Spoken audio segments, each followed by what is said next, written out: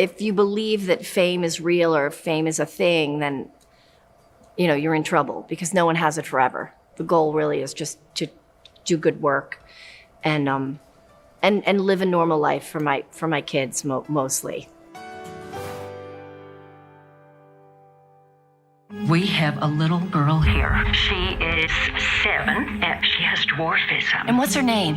Natalia Grace. Natalia Grace. That is beautiful. I was sent the script to the pilot and a Bible, which a Bible encompasses sort of what the whole series would look like. And I read it and I thought, wow, this is intense. How would we pull this off? And I said, like I say often, this isn't for me. And then everyone around me convinces me that this is something you definitely should take seriously and you should do this. And they said, you really need to meet Imogen Faith Reed.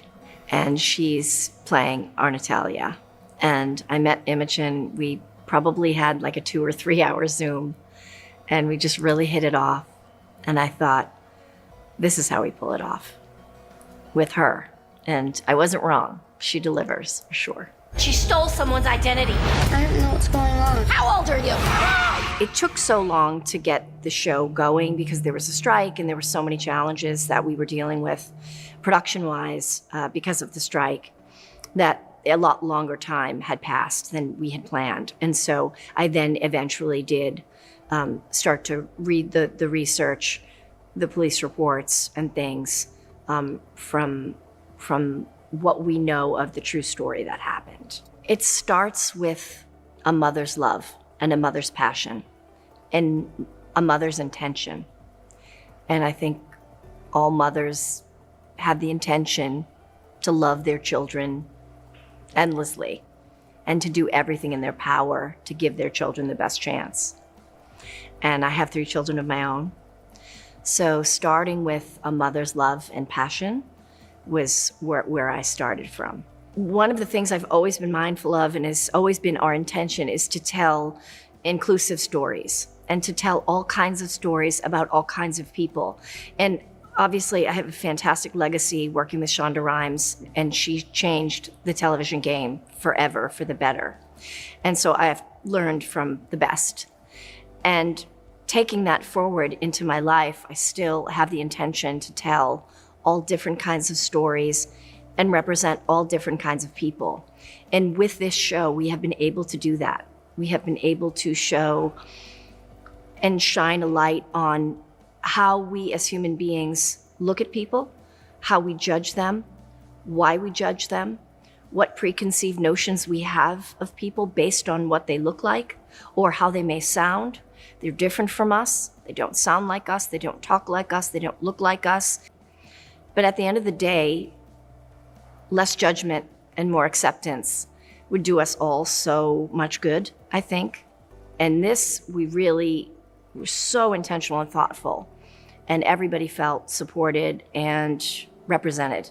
There's not a lot of opportunities to do that, and I'm really proud of the show for that.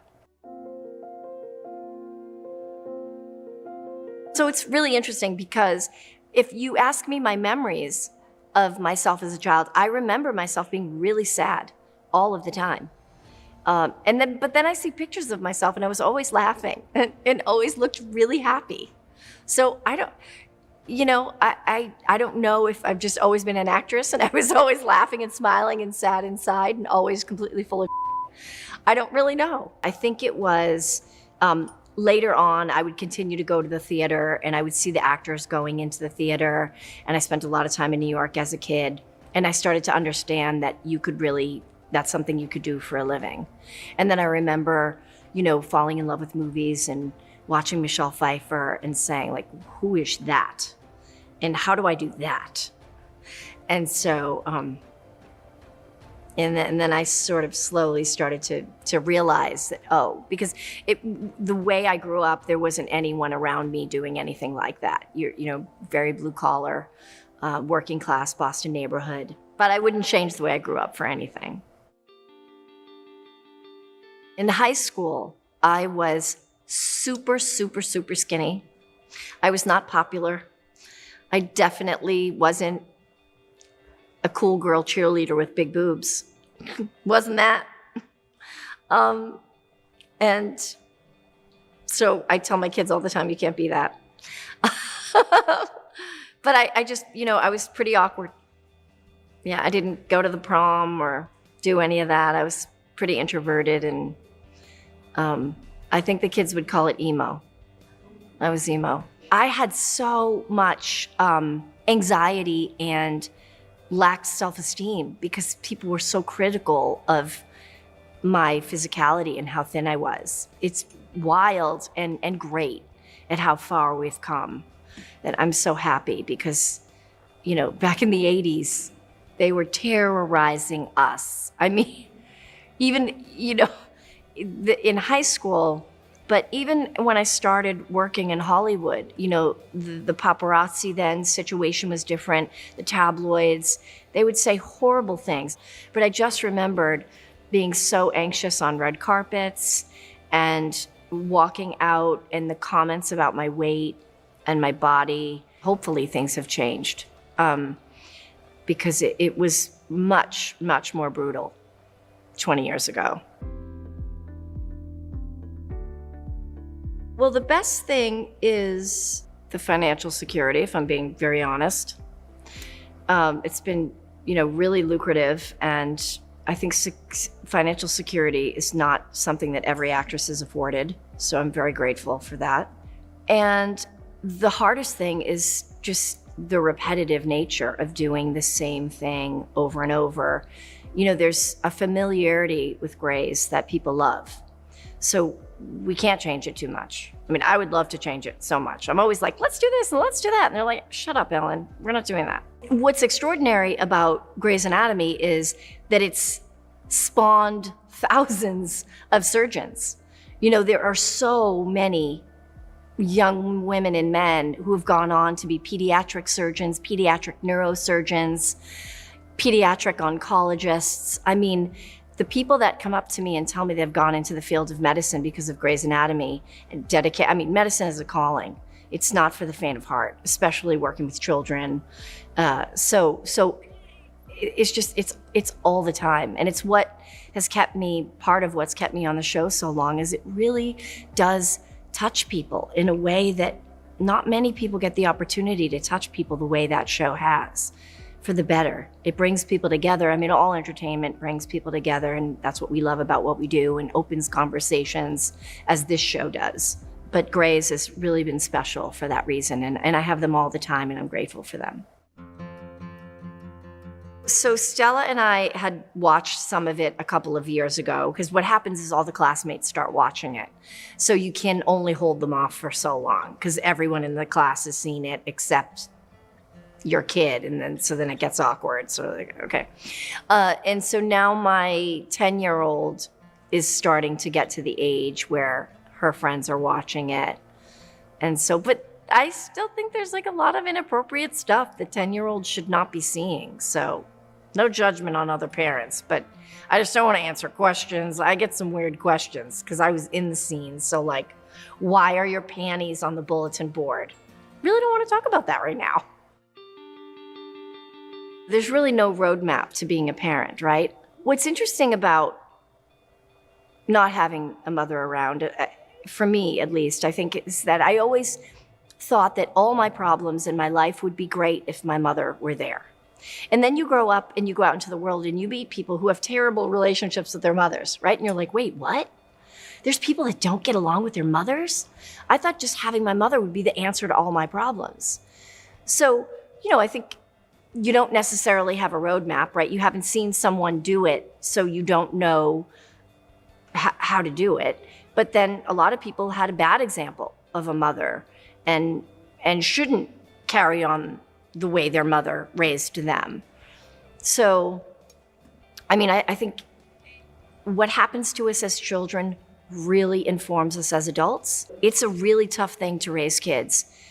And the choices we make really affect how they grow up and how they will raise their children. So we really have to be mindful. But we also have to allow ourselves to have bad days. And as long as we learn from them, we just have to keep pushing forward. I've learned a lot because social media has changed a lot too. And like it's rapidly changes.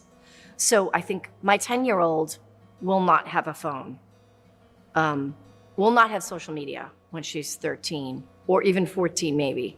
It depends on the kid. You know, all kids are different. I don't think there's one answer. I think that it's what they can handle and how mature they are and how sensitive they are and how influenced they can be. And if you see that it's having negative effects and they don't have control over it, you can always change the rules. I'm big on that. Oh, I said that yesterday. Today I'm changing my mind. Give me the phone. I love my privacy and I love to just do normal things and be normal. I either get up, it depends on if I've been up a little late the night before, but I try to get up at 5:30 or 6. I do a solid hour in the sauna. It's like my peaceful place. I do a cold plunge every morning. I work out every morning. I watch the news, have a coffee. And then the kids are usually up at 7, and then we start getting ready for school. And then I drive the kids to school, and then I come back home, and then do whatever I do, figure out what I'm gonna make for dinner, or go to the grocery store, which isn't that really that fun in Los Angeles. That's the part of living in LA that's not fun, is going to the grocery store. Because in LA, our grocery stores are like tourist attractions. And so everyone's in there like videotaping the bananas, doing TikToks with the cabbages. And I walk in and it changes their whole thing, and then it gets ugly at the Erewhon. And then Mama's gotta run out of there, and then gotta go home and tell Chris to go to the grocery store because I can't handle it. It's meltdown number 1 for the day. You know, then I pick up the kids. I start literally just physically breaking down. At like 7:30, I can feel it coming. I'm like, okay, everyone, take your plates to the sink. She's turning. I'm like a Marvel superhero, but like not in a good way. I start like morphing into something else that like needs to be horizontal. You know, Grey's is huge and everything, but I'm more like in the scope of actors, like I'm just like sort of like a blue collar worker, right? I'm like just like go to a TV show, and it's not, I'm not the cool kid in high school or the popular kid necessarily. I'm just kind of like a worker bee. And I think that's been good for me, because I think sometimes young women get shot to movie stardom and then get to a certain age and it's not the same. And it's great to have ambition, and everyone has to have goals and dreams, and we all should. But I think that sometimes your journey is the journey you're meant to have. And I think my journey is the journey that I've been meant to have. I wasn't meant to do anything else. And I feel quite peaceful about where I've been and what I've done, and really excited about what lies ahead.